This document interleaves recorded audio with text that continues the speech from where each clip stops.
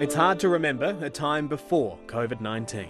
Tonight, Australia's first confirmed case of coronavirus. Australia declared a pandemic a fortnight before the World Health Organisation. This is a rapidly evolving matter. It led to a rewriting of commonwealth and state relations. What we've resolved to do is to form a national cabinet to deal with the national response to the coronavirus. As the Prime Minister, Premiers and Chief Ministers tried to manage a crisis unlike anything seen before. We are all united, we are all absolutely determined to work together.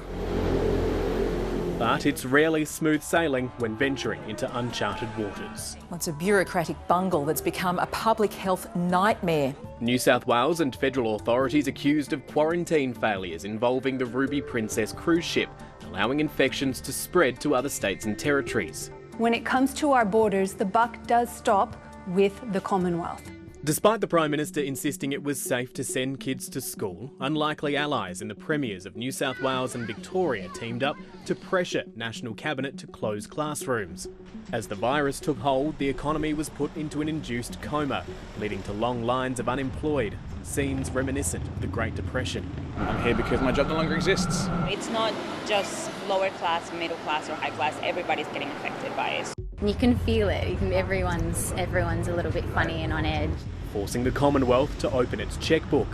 Some will say it's too little. Others will say that it's too much. The coronavirus wage subsidy, JobKeeper, the single largest piece of government spending in Australia's history.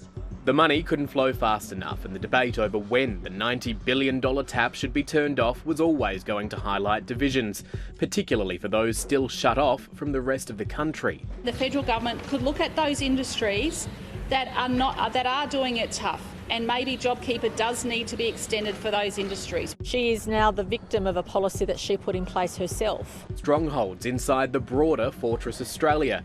The Prime Minister made a promise to the tens of thousands of Australians stranded overseas. And I would hope that we can get as many people home, and if not all of them, by Christmas. But that pledge relied on Premiers and Chief Ministers agreeing to take travellers for a fortnight in hotel quarantine. Capacity was limited, with the government initially refusing to back new, purpose-built facilities. Hotels are built for tourism, not for medical quarantine. In 2021, there was a hope the nation was turning a corner, but as with everything to do with COVID-19, things changed, and quickly. Winter brought the deadly Delta variant to Australia, and as the nation's two largest states were hit with lockdowns, the Commonwealth had little choice but to cough up again. New disaster payments were offered, paid directly to workers rather than employers.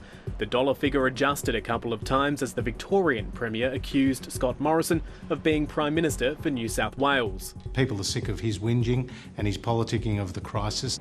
While financial support was key to dealing with the symptoms of the pandemic, the treatment to get us out was just as fraught. Scott Morrison has accepted responsibility for the delays to Australia's vaccine rollout. The Prime Minister juggled political lines seemingly at odds with one another. Getting Australia at the front of the pack when it comes to vaccines. It's not a race, it's not a competition, it's about the health and safety of Australians.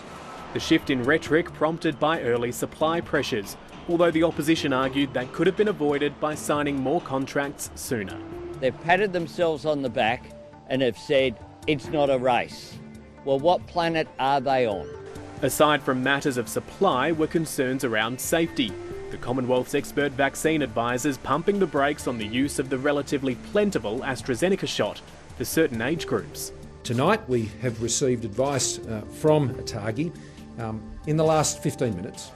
Not once. The use of the Pfizer vaccine is preferred over the AstraZeneca vaccine in adults aged less than 50 years. But twice. Pfizer is the preferred vaccine for under 60s and AstraZeneca is recommended for over 60s. Late-night press conferences becoming a feature of the shifting health advice as the Prime Minister insisted younger Australians forewarned of the rare risks could roll up their sleeves. If they wish to go and speak to their doctor and have access to the AstraZeneca vaccine, they can do so. A comment labelled as a captain's call by some. I don't want an 18-year-old in Queensland dying from a clotting illness who, if they got COVID, probably wouldn't die. With 2 states and a territory in long-term lockdown, vaccine supplies were diverted to hotspots, again leading to allegations of favouritism. What I didn't know was that Premier Berejiklian's in a sprint while the rest of us are supposed to do some sort of egg and spoon thing. But as vaccination rates rose, attention shifted to living with COVID-19 and a return to free movement across not just international borders, but domestic ones too. It's like that movie in The Croods. People wanted to stay in the cave, some wanted to stay in the cave, and that young girl, she wanted to go out and live again and deal with the challenges of living in a different world. Odd thing to say, we are not in lockdown.